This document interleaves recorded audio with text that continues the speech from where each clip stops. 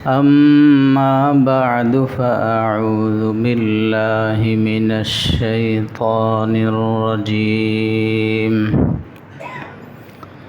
بسم الله الرحمن الرحيم.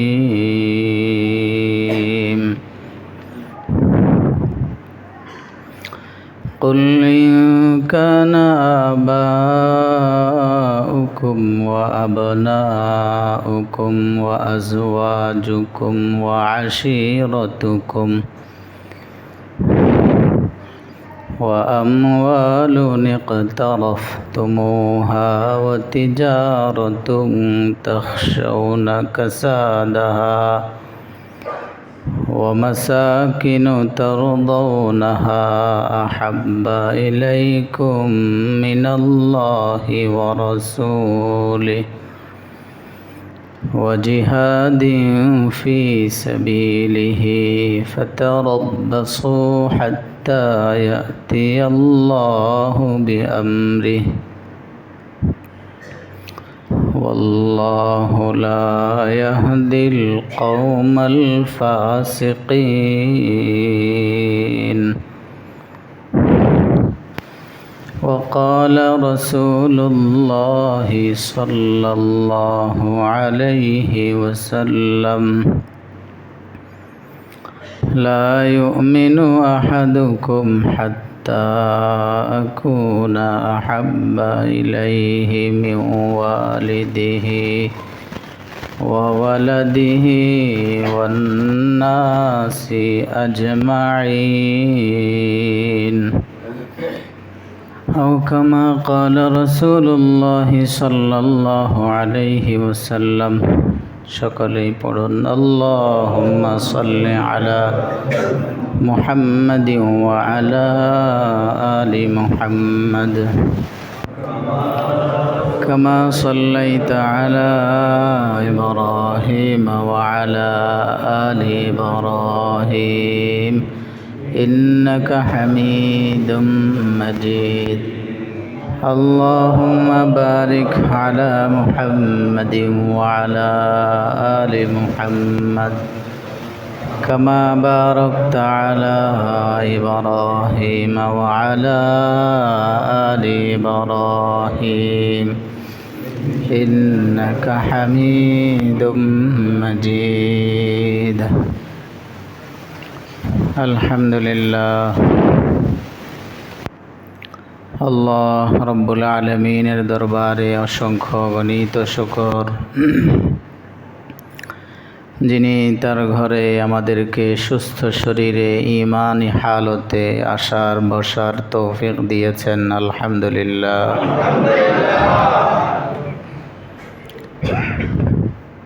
আজকের জুমআয় তো আল্লাহ সুস্থ শরীরে আমাদেরকে বসার তৌফিক দিয়েছেন। আগামী জুমআয় কি আবার সুস্থ শরীরে আসতে পারবো কিনা কোনোই নিশ্চয়তা নাই। গত জুমআয় এমন সময় কথা বলতে অনেক কষ্ট হয়েছিল। লম্বা 1 মাস প্রায় অসুস্থ, শরীর পুরা একেবারে দুর্বল হয়ে আছে। হাত পাগুলো চলে, অনেক শক্তি ব্যয় করে। একটু হেঁটে যখন মসজিদে আসি তো হাঁফায়া যাই। এখন একটা স্যালাইন খেয়ে আসছি, যেন আল্লাহ সহজ করে দেন, দোয়া চাই। আল্লাহ আমাদেরকে মাফ করে দেন। আল্লাহ আমাদের আহলে আয়ালদেরকেও মাফ করে দেন। পরিবারের সমস্ত সদস্যদেরকে আল্লাহ সুস্থতার জীবন দান করেন। সন্তানদের প্রতি যার যত বিশেষ নেক তামান্না আশা, আজকের দিনে যার যত সন্তানের প্রতি যত নেক আশা, আল্লাহ গায়েব থেকে নিজ দয়ায় ফজিলতওয়ালা দিনে ভরপুর সফলতার ফয়সালা করেন। সাল্লাল্লাহু আলাইহি ওয়াসাল্লাম। আল্লাহ জান্নাতে যাওয়ার জন্য দুই জিনিস দরকার: আল্লাহর সন্তুষ্টি, নবীর সুপারিশ, আল্লাহ রব্বুল আলামিনের সন্তুষ্টি, নবীজি সাল্লাল্লাহু আলাইহি ওয়াসাল্লামের সুপারিশ। নবীর সুপারিশ ছাড়া জান্নাতে যাওয়া সম্ভব না। আল্লাহর সন্তুষ্টি অর্জন হবে আল্লাহর হুকুম মানার মাধ্যমে। নবীর সুপারিশ পাওয়া যাবে নবীজি সাল্লাল্লাহু আলাইহি ওয়াসাল্লামের তরিকার হকভাবে অনুসরণের মাধ্যমে। হকভাবে বলার উদ্দেশ্য হলো নবীর তরিকা মানার দাবিদার তো অনেক, কিন্তু নবীজি কিছু তরিকা মাননেওয়ালাদের ব্যাপারে হাসরের ময়দানে বলবেন সুহকান সুহকান লিমান গায়্যারা বাদি। তারা বলবে ইয়া রাসূলুল্লাহ, সুপারিশ চাই আপনার। বলবে সুপারিশ দেওয়া যাবে না, কারণ আমি আসার পরে আমার তরিকাকে নিজেদের মন গড়াভাবে পালন করেছ। তাহলে জান্নাতে যাওয়ার মাধ্যম কয়টা? এক লাগবে আল্লাহর সন্তুষ্টি, রিদা। দ্বিতীয়, নবীজি সাল্লাল্লাহু আলাইহি ওয়াসাল্লামের সুপারিশ। আল্লাহ রব্বুল আলামিনের হাবিব মুহাম্মদুর রাসূলুল্লাহ সাল্লাল্লাহু তাআলা আলাইহি ওয়াসাল্লামের সুপারিশ পাওয়ার জন্য নবীজির তরিকাকে যে সুন্দরভাবে পালন করবে, অটোমেটিক সে রব্বুল আলামিনের সন্তুষ্টি অর্জন করতে পারবে। তার মানে আল্লাহকে পাওয়ার জন্য মাধ্যম হলেন আমাদের প্রিয় হাবিব সাল্লাল্লাহু আলাইহি ওয়াসাল্লাম। নবী পাক সাল্লাল্লাহু আলাইহি ওয়াসাল্লামের তরিকাকে, পদ্ধতিকে সুন্দরভাবে নবীজির বাতলানো শরিয়াতকে নবীজির বাতলানো তরিকা অনুযায়ী মান্য করার মাধ্যমে আল্লাহকে পাওয়া যাবে।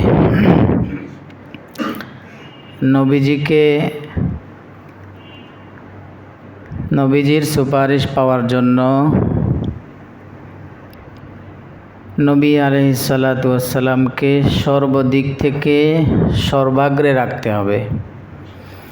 নবী আলাইহিস সালাতু ওয়াস সালামকে নিজের জান মাল থেকে, নিজের সন্তান সন্ততি থেকে, নিজের প্রিয়জন থেকে, সমস্ত মানুষ থেকে, এমনকি যে বাবা মার উসিলায় দুনিয়া এসেছি, সে আব্বা আম্মা নেয়ামত, এই মহান নেয়ামতের চেয়েও নবী আলাইহিস সালাতু ওয়াস সালামকে বেশি মহব্বত করতে হবে। নবীজির মহব্বত যদি সবাই সব কিছুর চেয়ে বেশি নবীজিকে মহব্বত করে ঠিক, কিন্তু নিজের চেয়ে বেশি প্রাধান্য দিতে পারে না, রসুল বলেন সে এখনো মুমিন না। নবীজি বলেন লা ইউমিনু আহাদুকুম হাত্তা আকুনা আহাব্বা ইলাইহি মিন ওয়ালিদিহি ওয়া ওয়ালাদিহি ওয়ান নাসি আজমাইন। দেখো উম্মত আমার, তোমার আব্বা আম্মা থেকে, তোমার সন্তান সন্ততি থেকে, তোমার পৃথিবীতে যত আত্মীয় স্বজন, যত মানুষ, যত কিছু আছে, সব কিছুর চাইতে অন্য হাদিসে আছে লা ইউমিনু আহাদুকুম হাত্তা আকুনা আহাব্বা ইলাইহি মিন আহলিহি ওয়া মালিহি। তোমার মাল থেকেও যদি না আমি প্রিয় হাবিব তোমার কাছে বেশি প্রিয় হই, আমার সুন্নত তোমার কাছে সবচেয়ে বেশি প্রিয় না হয়, আমার বাতলানো তরিকা, আমার দেখানো পথ পদ্ধতি, আমার সুন্নাহ, এইসব তোমার কাছে যদি দুনিয়ার সব কিছুর চাইতে বেশি প্রিয় না হয়, তাহলে তুমি এখনো মুমিনে কামিল, পরিপূর্ণ মুমিন হতে পারো নাই। কে বলছেন? রাসূলুল্লাহ সাল্লাল্লাহু আলাইহি সাল্লাম। নবীজির কথা সত্য, তাহলে বোঝা গেছে আমরাও নবীজির এই কথা সত্য স্বীকার করার কারণে এই কথার উপর যথাযথ আমল করতে না পারলে নিজেকে মুমিন দাবি করা। আল্লাহ বলেন কুল ইন কানা আবাউকুম ওয়া আবনাউকুম ওয়া ইখওয়ানুকুম ওয়া আজওয়াজুকুম ওয়া আশীরাতুকুম ওয়া আমওয়ালু ইকতারাফতুমুহা, সব কিছুর একটা একটা করে উল্লেখ করে। বাবা, মা, সন্তান, সন্ততি, ছেলে, মেয়ে, ভাই, বোন। আমওয়ালুন ইকতারাফতুমুহা, যেই ধন সম্পদ সঞ্চয় করেছ।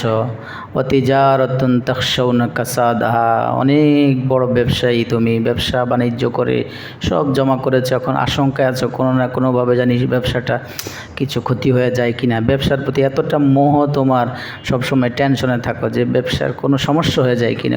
এই যে প্রিয় জিনিসটা থেকেও যদি সব কিছুর উপরে আমাকে, তোমার নবীকে, তোমার হাবিবকে উপরে না রাখো, তো শোনো, তোমার বিরুদ্ধে আল্লাহ দাঁড়াবেন। নবীজি বলেন, আপনার বিরুদ্ধে আল্লাহ বিপক্ষে দাঁড়িয়ে যাবেন। আল্লাহ যদি আমার বিপক্ষে দাঁড়িয়ে যান, আমাদের কোনো উপায় আছে?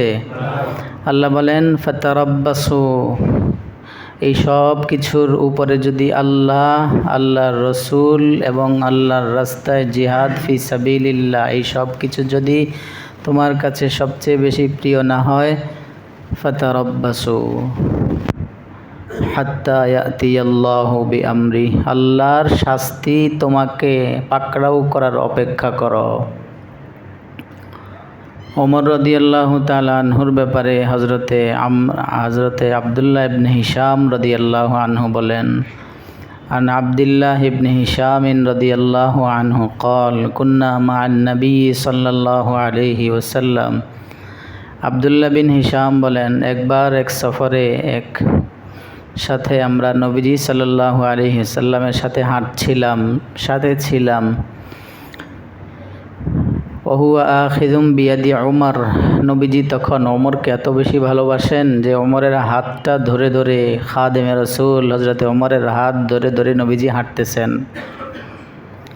নবীও হাঁটতেছেন, সাহাবায়ে কেরামও হাঁটতেছেন, কারো হাত নবীজি ধরেন নাই। ওমরকে এত মহব্বত করেন, ওমরের হাত ধরে ধরে নবীজি হাঁটছেন।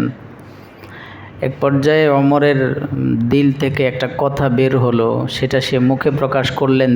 তিনি মুখে প্রকাশ করলেন, বললেন, ইয়া রাসূলুল্লাহ, লা আনতা আহাব্বু ইলাইয়া মিন নাফসি, লা আনতা আহাব্বু ইলাইয়া মিন কুল্লি শাইইন ইল্লা নাফসি, আও ক্বালা ইল্লা মিন নাফসি। ইয়া রাসূলুল্লাহ, পৃথিবীর সব কিছুর চাইতে আপনি আমার কাছে সবচেয়ে বেশি প্রিয়, তবে আমার নিজের থেকে আপনাকে বেশি অগ্রাধিকার, বেশি প্রিয় মনে করতে পারি না। মানে আমার কাছে আমি প্রিয় এখনও, আপনি আমার কাছে আমার থেকে এখনও বেশি প্রিয় হতে। কথা বুঝেন আপনারা? আস্তে আস্তে হইতেছে আর কি। তো আল্লাহ, যখন ওমর বললেন, আপনি আমার কাছে সব কিছুর চেয়ে প্রিয়, আমি ছাড়া সব কিছুর চেয়ে আপনি আমার কাছের। আল্লাহ রসুল সাল্লাল্লাহু আলাইহি ওয়াসাল্লাম বললেন, ওয়াল্লাযী নাফসি বিয়াদিহি লা ইউমিনু আহাদুকুম হাত্তা আকুনা আহাব্বা ইলাইকা মিন নাফসিকা। ওমর, যতক্ষণ পর্যন্ত ওয়াল্লাযী নাফসি বিয়াদিহি হাত্তা আকুনা আহাব্বা ইলাইকা মিন নাফসিকা, যতক্ষণ না আমি তোমার কাছে তোমার নিজের চেয়েও বেশি অগ্রাধিকার না পাবো, তোমার কাছে তোমার নিজের চেয়েও বেশি প্রিয় না হব, ততক্ষণ পর্যন্ত তুমি ওমর আমার সাহাবী হতে পারো, কিন্তু কামেল মুমিন হতে পারো নাই। ওমর রাদিয়াল্লাহু আনহু রসুলের সাথে ছিলেন, সোহবত সরাসরি আসছে না, সোহবতে রসুল এখন তো হাতে ধরা, কি এক সংযোগ! সরাসরি আল্লাহর সাথে রসুলের সম্পর্ক, রসুলের সাথে সরাসরি সুসম্পর্ক। এখনকার মুহূর্তের মধ্যেই ভেতরটা নড়াচড়া দিয়ে উঠল। কসম খেয়ে ওমর বললেন, ফাইন্নাহুল আন ওয়াল্লাহি লা আনতা আহাব্বু ইলাইয়া মিন নাফসি। কসম খোদার, কসম আল্লাহর, যে আল্লাহর হাতে আমার প্রাণ, ইয়া রাসূলুল্লাহ, কসম খেয়ে সাক্ষ্য দিচ্ছি, বলছি, এই মুহূর্তেই আমার ভেতর থেকেই কথা আমি বলছি। আমরা তো বলি মুখে, আমরা বলি সত্যি মুখে বলি, আসলেই মুখে বলি, এটার বহু প্রমাণ আমি দেখাতে পারবো, কিন্তু আমার এখন জোর গলায় কথা বলা সম্ভব না, বলতে পারছি না। আল্লাহ আমাদেরকে দিল থেকে বলার তৌফিক দেন, দিল থেকে মোহাব্বত করার তৌফিক দেন। জান্নাতে যাওয়ার এর চেয়ে বড় কি আরও কোনো উসিলা মাধ্যম আছে? না, এটা চূড়ান্ত বড় মাধ্যম প্যারা হাবিবের মোহাব্বত।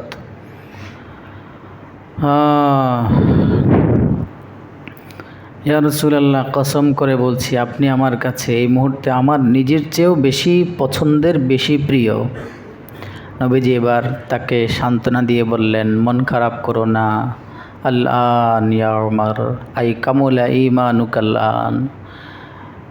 বদরুদ্দিন আইনি রাহিমাহুল্লাহ তাআলা শরহ বুখারীতে ব্যাখ্যা করেছেন, হ্যাঁ ওমর, এখন তোমার ঈমান পূর্ণতায় পৌঁছেছে। উহুদ যুদ্ধে রাসূল করিম সাল্লাল্লাহু আলাইহি ওয়াসাল্লামের বহু সাহাবী শহীদ হয়েছেন। তোর মধ্যে একজন সাহাবী সবাই তো ভালোবাসতেন, একজন সাহাবী সাদ বিন রবি' রাদিয়াল্লাহু তাআলা আনহু রাসূলকে এত বেশি ভীষণ ভালোবাসতেন, রাসূলও তাকে খুব বেশি মহব্বত করতেন। উহুদ যুদ্ধ শেষ দিকে যখন মুসলমানদের লাশ বিভিন্ন জায়গায় ছড়িয়ে ছিটিয়ে পড়ে আছে, কাফের বেঈমানরা পালিয়েছে, প্রথম দিকে মুসলমানদের একটু পরাজয়, কিছুটা নিজেদের একটু সিদ্ধান্তের ভুলের কারণে রাসূল যেই জায়গায় থাকতে বলেছেন সেই জায়গায় না থাকার কারণে একটু বুঝেছেন যে যুদ্ধ শেষ হয়ে গেছে। এই জন্য ওনারা ব্যাখ্যা করলেন যে আল্লাহ রাসূল তো বলছেন থাকার জন্য, যতক্ষণ যুদ্ধ হয় ততক্ষণ, যুদ্ধ শেষ তো শেষ। কিন্তু খালিদ বিন ওলীদ রাদিয়াল্লাহু আনহু তখনও ওই পক্ষে ছিলেন, বেঈমান ছিলেন তখনও। উনি কৌশলী ছিলেন, যুদ্ধের কলা কৌশল ভালো জানতেন। বাহ্যিকভাবে দেখিয়ে দিয়েছে মুসলমানদেরকে যুদ্ধ শেষ। আল্লাহ রসুল সাহাবাদেরকে বলছেন তোমরা থাকবা। রসুলের উদ্দেশ্য ছিল যুদ্ধ শেষ হোক আর না হোক, আমি থাকতে বলেছি, যতক্ষণ আমি না ডাকি ততক্ষণ উপরের ঘাঁটি থেকে তোমরা নামবা না। এটা রসুলের মানসা ছিল, চাহিদা ছিল। কিন্তু সাহাবারা এখান থেকে ব্যাখ্যায় পৌঁছে গেছেন। কেউ কেউ 2-4 জন দাঁড়িয়েছিলেন, বাকিরা অধিকাংশই নেমে গেছেন। যুদ্ধ শেষ, এখন সবাই বাকিরা গনিমতের মাল অন্বেষণ করে, আমরাও গনিমতের মাল টোকাই। এদিক দিয়ে খালিদ বিন ওয়ালিদের নেতৃত্বে তারা মদিনার ভেতর দিক থেকে এসে উপরি আক্রমণ চালানোর কারণে মুসলমানদের সাময়িক কিছুটা একটু সমস্যা হয়েছে। হযরতে হামজা রাদিয়াল্লাহু তাআলা আনহু রাসূলুল্লাহর প্রিয় চাচা জানও শহীদ হয়েছেন। আপনারা যারা উহুদের প্রান্তরে গিয়েছেন দেখেছেন, জিয়ারত করেছেন, সুঘ্রাণ নিয়ে এসেছেন সেখান থেকে। আল্লাহ সবাইকে যাওয়ার তৌফিক দান করেন। অনেক আল্লাহর ঘরের গোলামরা এখানে আছেন যারা রাসূলুল্লাহর দেশ মোবারক দেখে আসছেন। সবার দু চোখে রাসূলুল্লাহ সাল্লাল্লাহু আলাইহি ওয়াসাল্লামের পবিত্র মক্কা নগরী মদিনাতুল মুনাওয়ারা দেখার সৌভাগ্য লাভ করার তৌফিক দান করেন। তো প্রিয় ভাই, নবীজির প্রিয় সাহাবী সাদ বিন রবি' রাদিয়াল্লাহু তাআলা আনহুকে খোঁজার জন্য হযরতে যায়েদ বিন সাবিত রাদিয়াল্লাহু তাআলা আনহুকে রাসূল বললেন, একটু দেখো আমার রবিয়ের কি অবস্থা, কোথায় আছে, তাকে দিয়ে পাওয়া যায় না, সে কোথায় আছে, কি শহীদ হয়ে গিয়েছে নাকি কোথায় আছে, খবর নেও। যায়েদ বিন সাবিত রাদিয়াল্লাহু তাআলা আনহু বলেন, বা'থানিয়ান নবিয়্যু সাল্লাল্লাহু আলাইহি ওয়াসাল্লাম ইয়াওমা উহুদ লিতলাবি সাদ ইবনে রবি'। সাদ বিন রবি'কে রাসূল খোঁজার জন্য আমাকে পাঠিয়েছেন বলছেন, আর আমি দৌড় দিলাম দেখার জন্য। একটু যাইতে রাসূল আমাকে ডাকলেন, সাবেত, যায়েদ এদিকে আসো, তাকে তো খুঁজবা, খুঁজে পেয়ে তোমার কি কাজ সেটা শোনো। সাদ বিন রবিকে যখন পাও, ও তো আমাকে অনেক জানের চেয়েও বেশি মহাব্বত করে, নিজের চেয়ে অধিক পছন্দ মহাব্বত করে সে আমাকে। সাদ বিন রবিকে যখন তুমি পাবা, ফাকরিহু মিন্নিস সালাম। সারা পৃথিবীর, সারা দুনিয়ার, সারা জাহানের, তাম দুনিয়ার মানুষ রাসূলুল্লাহর দরবারে সালাম পৌঁছায়, হয়তো মাধ্যমে অথবা সরাসরি গিয়ে। কিন্তু সাদ বিন রবি রসুলের এতটা প্রেম ভিতরে লালন করতেন, যার ফলে রসুল তাকে এত বেশি মহাব্বত করতেন। রসুল নিজে এবার জায়েদ বিন সাবেতকে বলে, ওখানে গিয়ে আগে সাদ বিন রবিকে আমার পক্ষ থেকে সালাম পৌঁছাবা। কে সালাম দিচ্ছেন কাকে? কত সৌভাগ্য! সাদ বিন রবি রাদিয়াল্লাহু তাআলা আনহুকে খুঁজতে খুঁজতে জায়েদ বিন সাবিত বলেন, চারদিকে খুঁজতেছি, কোথাও পাওয়া যাচ্ছে না, সব দিক তালাশ করতে করতে আমি হায়রান। শেষ প্রান্তে দেখি মাঠের এক কর্নারে সাদ বিন রবি শরীরের মধ্যে 70টা তীরের আঘাত নিয়ে কাতরাচ্ছে আর লা ইলাহা ইল্লাল্লাহর কালিমা পড়ছে, আল্লাহকে ডাকছে। শেষ মুহূর্ত মৃত্যুর সাথে পাঞ্জা লড়ছে, শেষ মুহূর্ত সাকারাতুল মৌত নিয়ে জীবন বাজি খেলছে। গিয়েই জায়েদ বিন সাবিত যখন বলেছেন, করা আলাইকাস সালাম নবিয়ুল্লাহ, আল্লাহর হাবিব আপনাকে সালাম পৌঁছিয়েছেন। কিসের অসুস্থ মানুষ, কিসের শহীদি, মৃত্যুর সাথে সাকরাত চলছে, পুরো শরীরের মধ্যে জীবন এসে তিনি বলে উঠলেন, আমার হাবিব আমাকে সালাম পৌঁছিয়েছেন। শোনো জায়েদ, আলাইকাস আলা নবিয়িনা আসসালাম ওয়া আলাইকাস সালাম। জায়েদ, তুমি তো সালাম নিয়ে আসছো, তোমার জন্য সালাম। আমার হাবিবের কাছে গিয়ে তুমি আমার পক্ষ থেকে সালাম পৌঁছাবা। এরপরে সাদ বিন রবিকে জায়েদ বিন সাবিত আরেকটা প্রশ্ন করলেন, যেটা রসুল জিজ্ঞাসা করতে বলেছেন। সাদ বিন রবিকে গিয়ে জিজ্ঞাসা করবা জায়েদ, যে রসুল জিজ্ঞাসা করতে বলেছেন, কাইফা তাজিদু, এই যে 70টা তীরের আঘাত নিয়ে তুমি এখন মৃত্যুর সময় ঘনিয়ে আসছে, শাহাদাতের পেয়ালা পান করবা, তোমার শরীরের এখন এই যে 70টা তীর নিয়ে কেমন লাগতেছে তোমার কাছে? তিনি বললেন, ওয়াল্লাহ ইন্নী লা আজিদু রিহাল জান্নাহ, আমার রসুলকে আমার নিজের জানের চেয়ে বেশি মহাব্বত করার ফলেই আজকে আমার শহীদি মরণ হচ্ছে। এখানে এসেছি, যুদ্ধে শহীদ হচ্ছি। যে আমার হাবিবকে বলবা জায়েদ, আমার হাবিব সাল্লাল্লাহু আলাইহি ওয়াসাল্লামকে কি বলবা, আমি এই মুহূর্তে উহুদের ময়দান থেকে জান্নাতের ঘ্রাণ আর সুঘ্রাণ পাচ্ছি। সুবহানাল্লাহ। কেন? এটা রসুলের মহাব্বত তাদের জানের চাইতেও বেশি ছিল। রসুলের সাহাবী হজরতে আবদুল্লাহ, ইনি হলেন সাহাবী, এনার আব্বার নামও আবদুল্লাহ। এই আবদুল্লাহ হলো মুনাফিকের সরদার। এই আবদুল্লাহ হলো দুইজন আবদুল্লাহ, ছেলের নামও আবদুল্লাহ, বাবার নামও আবদুল্লাহ। বাবা আবদুল্লাহ হলো মুনাফিকের সর্দার। একবার রসুল সাল্লাল্লাহু আলাইহি ওয়াসাল্লাম মাররা আলা আবদুল্লাহ ইবনে উবাই বিন সালুল, হযরত আবু হুরায়রার রিওয়ায়াত সম্ভবত।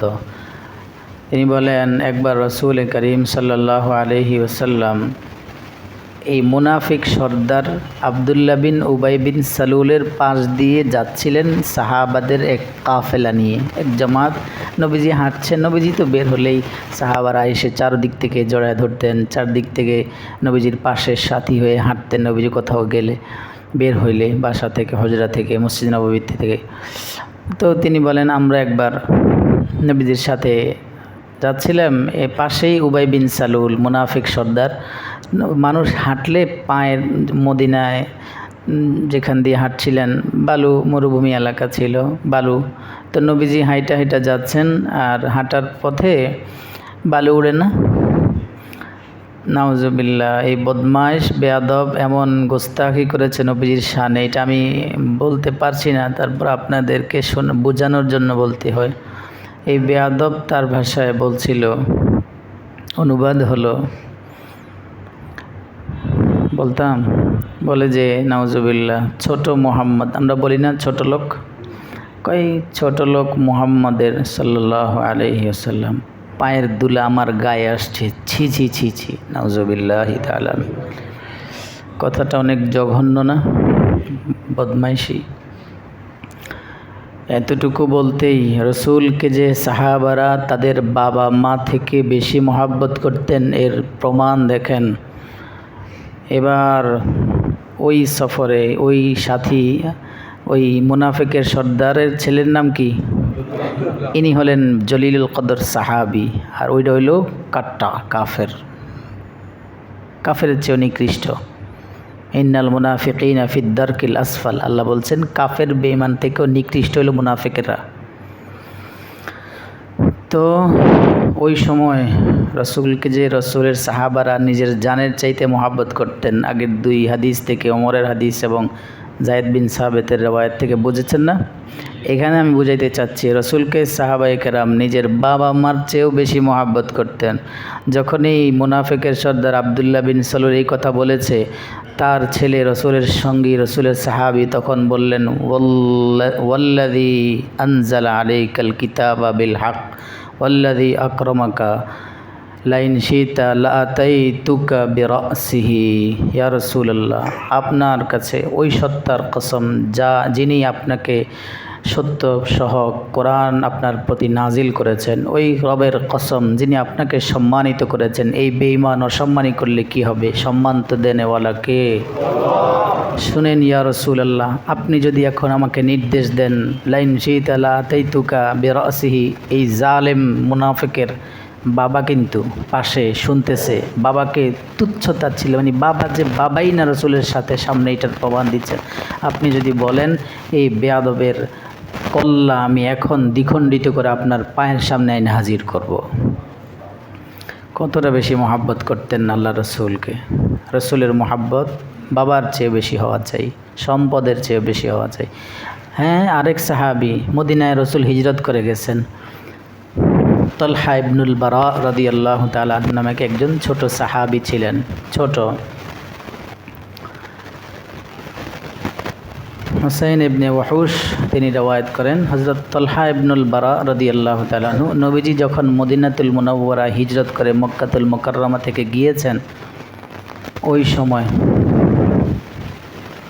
যাওয়ার পর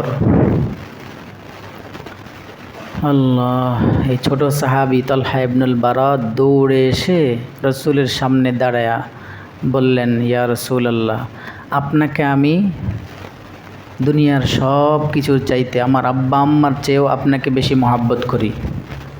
ছোট সাহাবী। রসুল মজা করে জিজ্ঞাসা করলেন, তুমি আমাকে সব কিছুর চাইতে যে মহাব্বত বেশি করো, প্রমাণ দাও।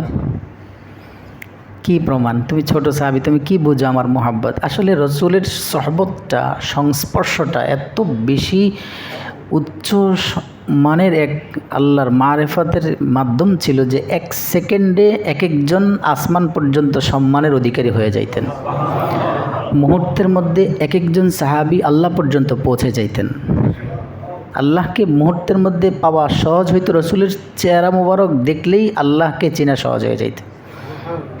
এই জন্য বহু বেঈমান কাফের ছিলেন, কিন্তু তারা দেখার সাথে সাথে লা ইলাহা ইল্লাল্লাহ মুহাম্মাদুর রাসূলুল্লাহ পড়ে সাহাবী হয়েছেন। আবার আল্লাহর হুকুম, বেঈমান কিছু তো বেঈমানই ছিল, যারা জানতো বুঝতো তারপরেও রসুলকে মানে নেয়। তো তলহা ইবনুল বারা রাদিয়াল্লাহু আনহু, তিনি তো ছোট সাহাবী, তিনি আয়েশা বলেন, আপনাকে আমি আমার আব্বা আম্মার চেয়েও বেশি মহাব্বত করি, দুনিয়ার সব কিছুর চেয়ে বেশি মহাব্বত করি। রসুল বলেন, প্রমাণ কি? তুমি যেটা মুখে বললা, তোমার কোনো দলিল প্রমাণ আছে? এবার উনি বলেন, ইয়া রাসূলুল্লাহ, আমি যে আপনাকে আমার সব কিছুর চেয়ে আমার আব্বা আম্মার চেয়েও বেশি মহাব্বত করি, এটার প্রমাণ হিসাবে আমি বলবো, মুরনি বিমা আহবাবতা ফালা আসিলাকা আমরা। এই মুহূর্তে আপনি আমাকে আপনার যেই কোনো নির্দেশ আপনি দিবেন, আপনি দিয়ে দেখেন, আমি সেটা পালন করে দেখাবো। আচ্ছা, রসুল সাল্লাল্লাহু আলাইহি সাল্লাম এবার এমন একটা আদেশ দিলেন যেটা রসুল ভিতর থেকে চান না, পরীক্ষা স্বরূপ। ইযহাব ফাকতুল আবাকা, যাও তোমার আব্বার কল্যাণে আমার সামনে হাজির করো। বলতে দেরি, রসুল পরীক্ষার জন্য বলেছেন। মুহূর্তের মধ্যে পাখির মতো উড়াল দিয়ে তরবারিটা হাতে নিয়েই দৌড়ে সামনের দিকে অগ্রসর, বাবার কল্যাণে রসুলের সামনে হাজির করবেন। রসুল বললেন, ও তলহা, ইন্নী লাম উবাস লিকাতিআতি রাহিম, আমি মুহাম্মদ পৃথিবীতে এসেছি বাবার সন্তানের সম্পর্ক নষ্ট করার জন্য নয়, বাবার সাথে সন্তানের সম্পর্ক, সন্তানের সাথে বাবার সম্পর্ককে আরও বেশি সুন্দরভাবে বোঝাবার জন্য, সুন্দরভাবে রক্ষার জন্য আমার পৃথিবীতে আগমন। আমি তোমাকে দেখেছি, আসলেই কি তুমি আমাকে আমার সব কিছুর চেয়ে, তোমার বাবার চেয়ে, মায়ের চেয়েও কি বেশি মহব্বত করো কিনা? যাও, কথা দিলাম, তুমি যেমন আমাকে পরীক্ষায় পাশ করে দেখিয়ে দিলা সব কিছুর চাইতে তোমার বাবার চাইতে আমাকে মহব্বত করো, আমিও বললাম আমি আমার কলিজা দিয়ে তোমাকে মহব্বত করি। কিছুদিন পরেই এই তলহা ইবনুল বারা রাদিয়াল্লাহু আনহু অসুস্থ হয়ে পড়ছেন। ছোট সাহাবী প্রায় রসুলের দরবারে আসতেন, নবীজি সাল্লাল্লাহু আলাইহি সাল্লামের দরবারে প্রায় আসতেন। তো এখন আসতেছেন না রসুল্লাহর দরবারে। সাহাবাদেরকে জিজ্ঞেস করলেন, তোমাদের সাহাবী, আমার সাহাবী তলহা কোথায়? তলহা আসে না কেন? তার খবর কি? সে কোথায়? সাহাবারা বললেন, ইয়া রাসূলুল্লাহ, আপনার এই প্রিয় সাহাবী, ছোট সাহাবী অসুস্থ, যার ফলে আসতে পারে না। নবীজি ওই দিন রাতেই নামাজের পর সাহাবাদেরকে সঙ্গে নিয়ে তলহা ইবনুল বারাকে দেখার জন্য তার বাড়িতে চলে গেছেন। গিয়ে তাকে দোয়া দিলেন, নবীজি সান্ত্বনা বাণী শোনালেন। এরপরে তার বাবাকে ডেকে রসুল আরেক জায়গায় নিয়ে তার বাবাকে বললেন, দেখো তলহার চেহারাটা দেখে আমার কাছে মনে হচ্ছে তলহা আর এই পৃথিবীতে বেশি সময় বাকি থাকবে না, কিন্তু তলহাকে আমি অনেক মহাব্বত করি, ও আমার যে মহাব্বতটা কেড়ে নিয়েছে, তোমরা মুরব্বী বাবা মাও এতটা মহাব্বত করতে পারো না আমাকে। তলহার প্রতি আমারও ভীষণ ভালোবাসা, তলহাকে আমিও ভীষণভাবে মহাব্বত করি, ও আমাকে মহাব্বত করে, কিন্তু আমার মনে হচ্ছে তলহার বেশি সময় বাকি থাকবে না পৃথিবীর বুকে। তো এখন কথা হলো, শোনো, তলহা যদি আজ রাতেই ইন্তেকাল করে, তোমরা রাতে রাতেই আমার কাছে সংবাদ পৌঁছাবা, আমি রসুল নিজেই আসব, নিজেই তার কাফন দাফনে শরিক হব, নিজেই তার জানাজার নামাজ পড়াবো। আহ, কি সৌভাগ্য, কি কপাল। রসুল সাল্লাল্লাহু আলাইহি সাল্লাম কথা বলে চলে গেছেন। যখন বিদায় নিয়ে তলহা থেকে চলে গেছেন, এবার তলহা তার বাবাকে মাকে ডাকছেন, ইয়া রসুল, ও আব্বা, ও আম্মা, আল্লাহ রসুল গোপনে তোমাদেরকে কি বলেছে বলো আমাকে। বাবা মা বললেন, তোমার রসুল বলেছেন যদি রাতে দিনে তুমি যখন দুনিয়া থেকে বিদায় নাও, তোমার কাফন দাফনে তিনি নিজে শরিক হবেন, তিনি নিজেই তোমার জানাজার নামাজ পড়াবেন, তাকে খবর দেওয়ার জন্য বলেছেন। তলহা এবার বললেন, আব্বা আম্মা, খবরদার, আমি যদি রাতে ইন্তেকাল করি,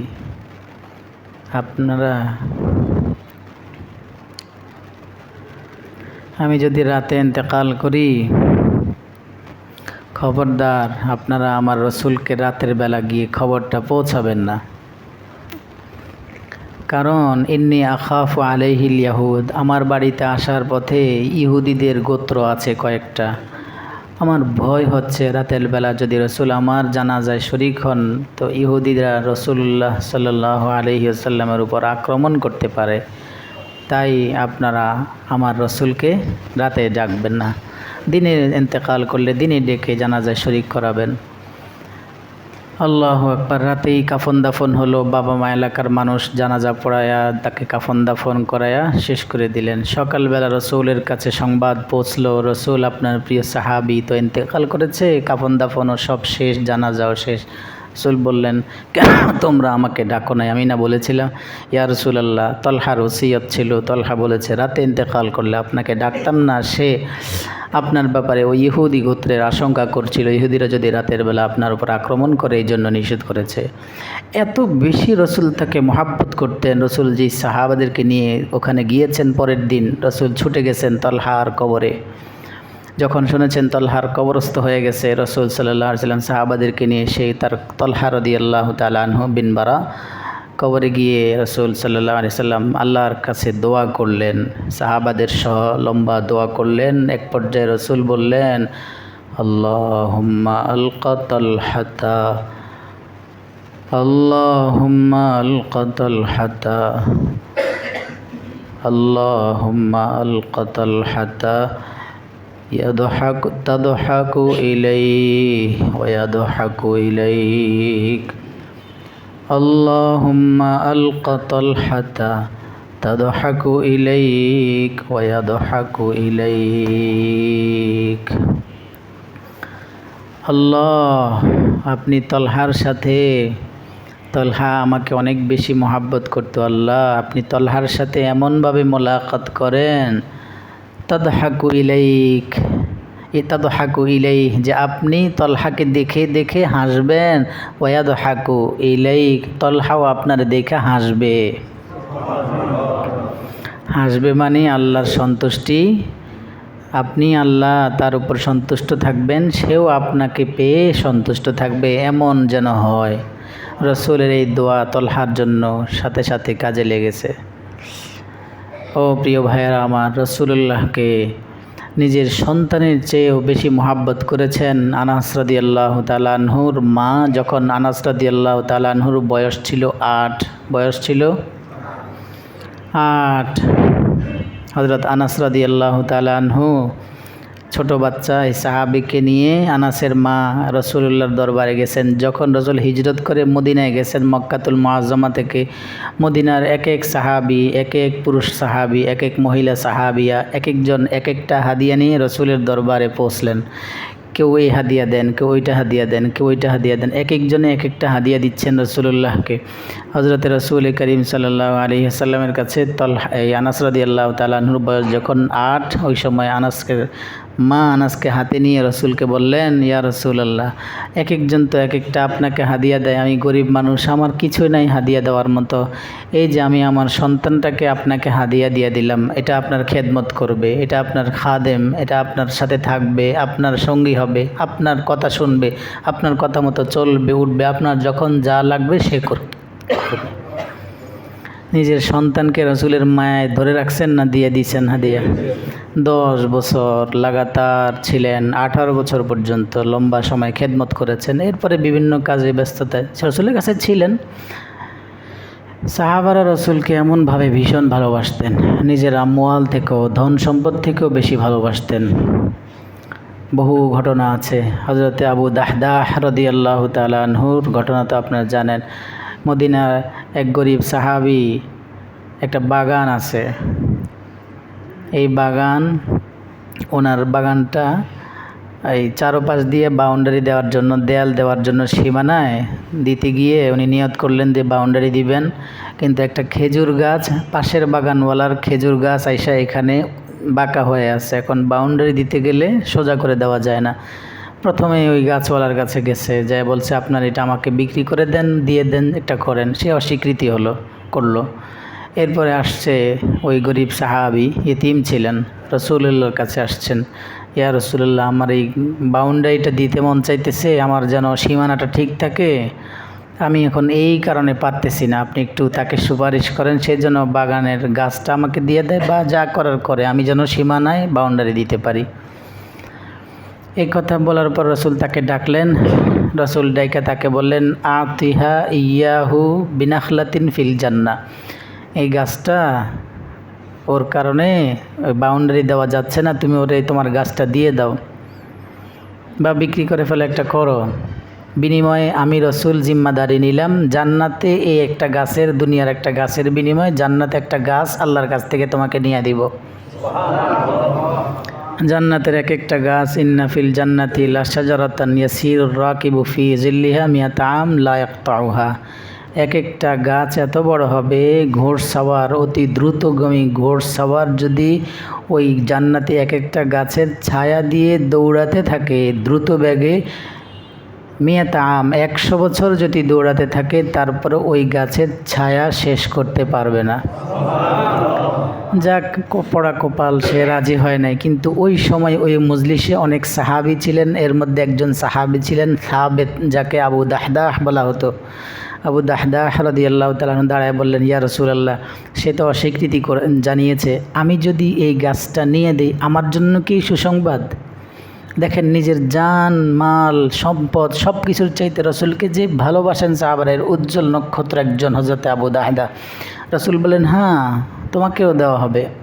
আবু দাহদা গোপনে গোপনে জান্নাত কেনার জন্য, জান্নাতের গাছ কেনার জন্য চলে গেছেন ওই ব্যক্তির কাছে।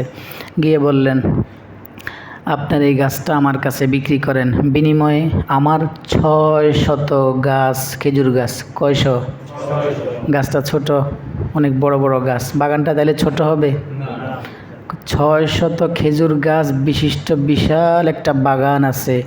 বাগানের মধ্যে আমাদের এখন 5 তলা একটা বাড়ি হইলে ওনার সাথে কথা বলতে ভয় লাগে না? ওরে বাবা, আমার তার হেডমুখী দেখেন না, কথা কন যায় না। তো মদিনা এমন তখন হেডমওয়ালা যারা, মানে হেডম দেখাইতো না, যারা তখনকার বড় লোক, বিশাল বড় এক বাগান, মাঝখানে স্বচ্ছ সুপেয় একটা নহর আর একটা বাড়ি থাকলে তারা হইল সবচেয়ে ধনীদের একজন। তো আবু দাহদাহ রাদিয়াল্লাহু তাআলা আনহুর বাড়ি ওই বাগান 600 গাছ বিশিষ্ট যেই বাগান, এই বাগানের মাঝখানে বাড়ি ছিল, পরিবার নিয়ে সপরিবারে থাকতেন। এবং মদিনার প্রসিদ্ধ যে কূপ, ওই কূপটা ছিল ওই বাগানের মধ্যে, সবাই পানি পান করতেন এখানে, ওনারও পানি পান। যা অফার করলেন জান্নাতের বাড়ির জন্য, জান্নাতের একটা গাছের জন্য, সব ছোট বাগান বাদ দিয়ে বলে আমার ওই 600 গাছ বিশিষ্ট একটা বাগান আছে, মাঝখানে একটা বাড়ি আছে, মাঝখানে আরেকটা কূপ আছে, ওই সবগুলো দিয়ে দিব, এই তোমার খেজুর গাছটা আমাকে দিয়ে দাও। মানে ইতস্তবোধ করতেছে, কী রে কয়, একটা গাছ দিব আবার কয় সব দিয়ে দিবি, এটা কেমন কথা? আপনার 100 টাকা দিব, আপনার 5 তলা বাড়িটা দিয়ে দেন। আরে 5 তলা বাড়িটা আমার দিয়ে দেন, বিনিময়ে আমি 100 টাকা নিব, কেমন না? তো এখন উনি ইতস্তবোধ করে একটু পরেই দেখে যে না, আসলে এই প্রস্তাবটা সঠিক। অবশ্যই অবশ্যই আমি আমার এই গাছ 1 টাকা না, তুমি যা চাও দিব, আমার বাড়িটা আর বাগানটা দিয়ে দাও। লিখে দিলেন সাথে সাথে। বিবি পরিবার এখন ওই বাগানের মধ্যে, ঘরের মধ্যে আছে, জানে না। যখন ক্রয় বিক্রয় হয়ে গেল, কাগজপত্র আইনা রসুল্লাহর সামনে, এখন ওই সাহাবি বসা। সাহাবিকে রসুল বললেন, রসুলকে বললেন, ইয়া রসুল এই করেছি, ধরেন এটা আপনাকে দিলাম। রসুল বললেন না, ওই সাহাবিকে দিয়ে দাও, এই গাছ যেই সাহাবির বাউন্ডারি দিতে হবে তাকে দিয়ে দাও। দিয়ে রসুল, ওই লোকটা যখন না বলছে, ও খুব কষ্ট পেয়েছেন, কিন্তু কষ্টটা বুকে চাপা দিয়েছিলেন। আচ্ছা, রসুল তো তখন রাষ্ট্রনায়ক, রাষ্ট্রপ্রধান রসুল না, ইচ্ছা করলে কটা দিয়ে নিতে পারতেন না? ধমক দিয়ে তো নিতে পারতেন, কিন্তু ইসলামের এটা শিক্ষা না। আজকে আমাদের ক্ষমতা থাকলে ক্ষমতা দেখে জোর করে, এটা আমার না, তারপরে জোর করে আমরা নিয়ে নেই, আমার না, জোর করে 2টা দিয়ে আরেকজনকে নিয়ে দিই, কারণ ওইটা দিয়ে দিলে আমার লাভ হবে না। ইসলাম এটা শিক্ষা দেয় না। তো ওই সাহাবিকে দিয়ে রসুল এবার এত দোয়া করলেন, 1 বার 2 বার 3 বার বললেন, কাম্মিন রদাহিন লিয়াবিদ্দাদাহ ফিল জান্নাহ।